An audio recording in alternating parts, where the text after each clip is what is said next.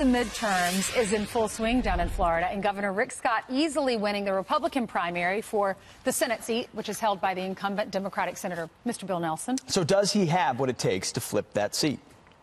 Joining us right now for his first national interview since his win on Tuesday in the primary, Florida Governor and Republican U.S. Senate nominee Rick Scott.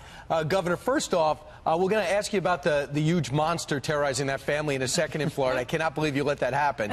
But first off, in Florida, what makes you feel as though that you would be satisfied being one of 100 when you're a former CEO of your own company, former CEO of your own state? How are you going to learn to get along with 99 others?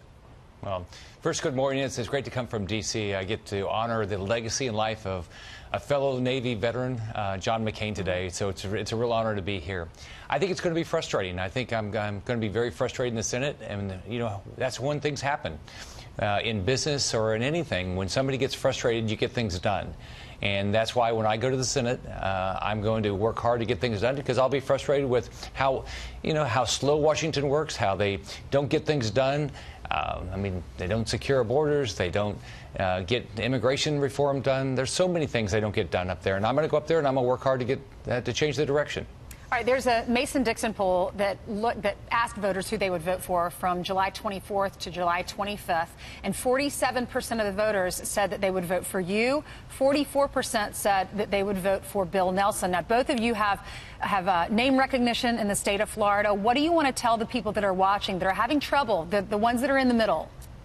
Well, I think it's a clear choice. You know, Bill Nelson is he's going to do what Chuck Schumer and Nancy Pelosi tell him to do. He's a puppet for them. If you want Washington to change, just like what I did in Florida. When I walked into this job in Florida, the state had lost 832,000 jobs. We now have added 1.6 million jobs. You want somebody that's going to go to Washington and be very frustrated and say, I'm going to get something done. We're going to fix the economy. We're going to solve problems. You vote for me. My opponent is a career politician. He's never gotten anything done. He'll give a nice talk, write a nice letter. Nothing will happen. Governor, how did you say get things done? But on your race, also the Senate, the governor's race, you've got a very clear contrast. You've got businessmen like yourselves, and then you've got in the governor's race, you've got a socialist running on the Democratic Party ticket. How do you get things done when the vision of the left today is to raise taxes, abolish ICE? Is it not a time to square that circle for me? Well, it's going to be a clear choice November 6th. You've got two radical liberals, Bill Nelson and Andrew Gillum, that are going to focus on higher taxes. Andrew Gillum has said he's going to raise the corporate taxes 40% in our state, which is going to kill jobs. Bill Nelson has voted for higher taxes over 300 times. All of these things are going to kill jobs. We're going to go right back to Democrat Charlie Crist's time, where we lost, before he became governor, we lost 832,000 jobs. So it's going to be a clear choice with Ron DeSantis and me saying we're going to keep this economy going. We're going to continue to focus on the families of Florida, not on some big government agenda. So it's interesting, Governor. You used to be behind in the polls. I remember when you were running for re-election, you made up 20 points. You're up 3. How do you keep that lead and continue to separate? Because you know the Democrats, the machine is going to come at you with everything because the balance of power is at stake.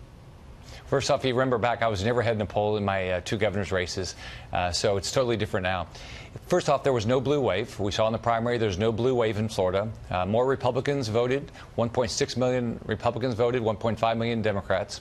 We had a higher percentage of Republicans come out to vote than Democrats. In the last years, more Republicans have registered to vote than Democrats.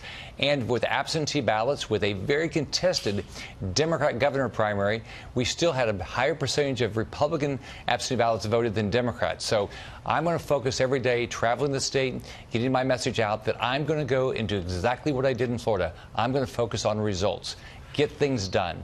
That's what we did in Florida. That's why we have more jobs. We have record funding for education, the environment, transportation. I'll do the same thing in Washington, D.C. And Bill Nelson is a career politician, has nothing to run on. All he does is talk negative. He can't say he accomplished anything in 40 years in office. Okay, your serve, Senator Nelson. We'd love for him to come on. He has so far not gotten back to us. Governor, congratulations on your primary victory. Yeah, thanks, Thank you. Governor, Have a great for being day. with us.